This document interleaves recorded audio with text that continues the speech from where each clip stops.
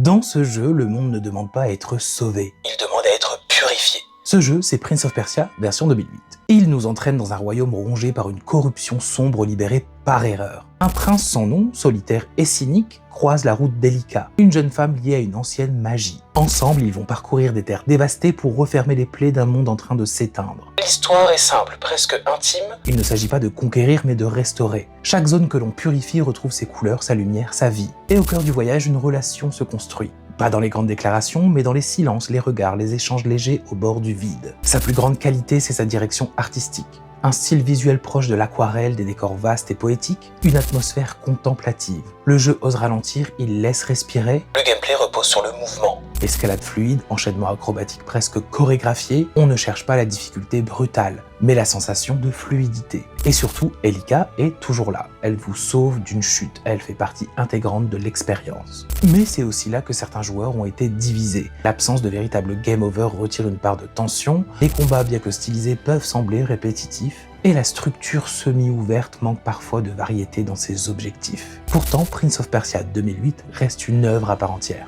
Un jeu qui privilégie l'émotion à la performance et qui pose une question simple. Jusqu'où iriez-vous pour réparer une erreur ?